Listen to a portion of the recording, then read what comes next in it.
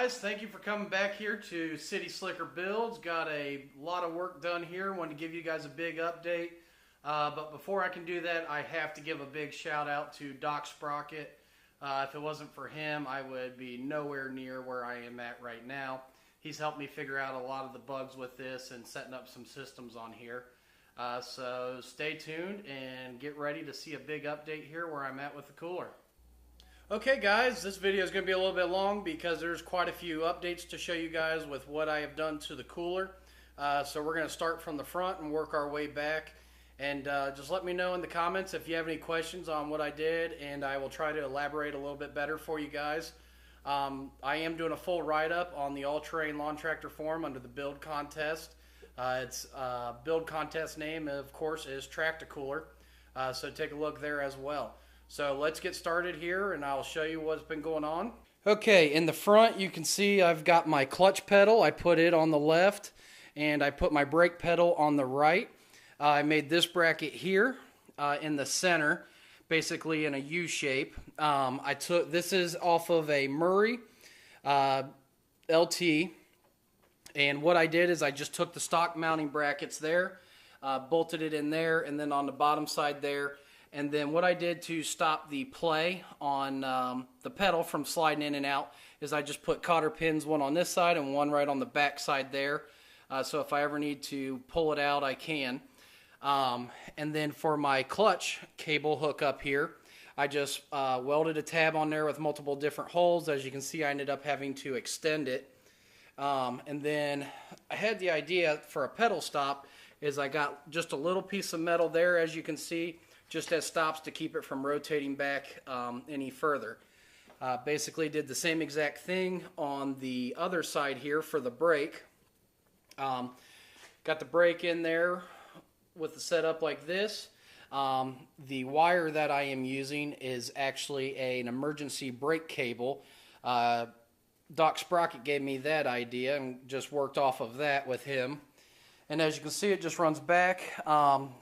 Let me come forwards back here a little bit. As you can see, I just got these little electric wire holders here with self-tapping screws to hold those in those brackets for the cable. Just ran it as much to the inside as possible. Let me back up here a little bit so you can see. We'll come down here to the clutch setup first.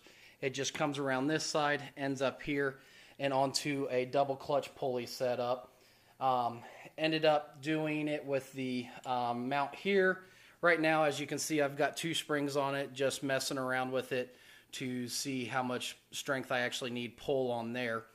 Still tweaking things as I'm going, but things right now I could just about drive this thing. So, as you can see, I know you're all probably wondering with the chain setup and how I did that. Comes off the 700 transaxle.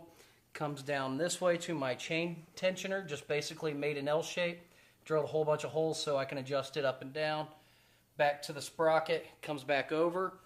The chain was sitting on top of the cross member arm here, so I took skateboard wheels and I got ceramic titanium hybrid bearings from a skate shop, and these wheels are used there so that the chain will clear it and everything, keep it all nice and neat.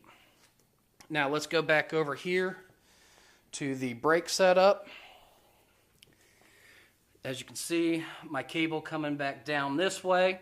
Made this bracket. I am going to shorten that a little bit. Made this bracket here in the center to bolt on my holder there. It is set up. Chris really helped me out with this. Both are free floating, so the caliper is floating in here, and then the rotor is floating as well. What he advised me to do here, as you can see how my axle stops there are a little bit spaced out, was to do it a 1/2 inch wider than the actual hub there so that it could float back and forth. Made this bracket here for my linkage to extend. Just used a bolt here to hook this spring on, and just keeps everything nice and neat.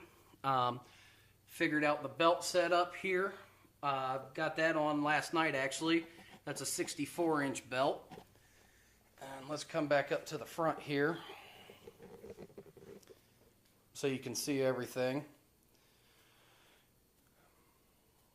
So then I've got return springs as well, as you saw in the beginning of the video, on the both front and back of each bracket for the pedals.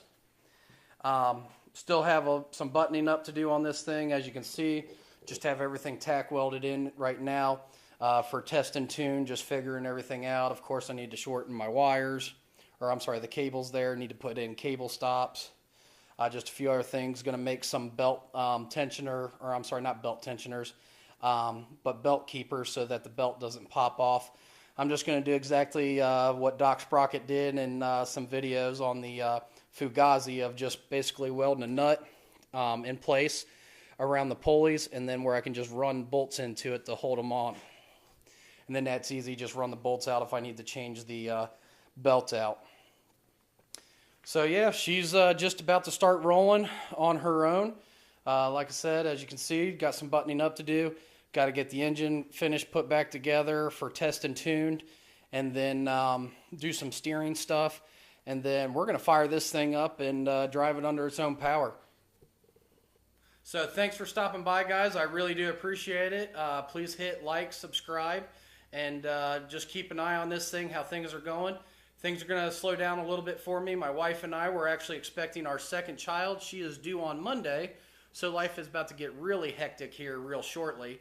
But I am going to try and keep you guys updated as much as possible. The work's got to slow down. That's why it's been a while since I've updated you guys with the cooler, because I'm just getting a little time here and there to work on it, and then just getting real busy with work as well.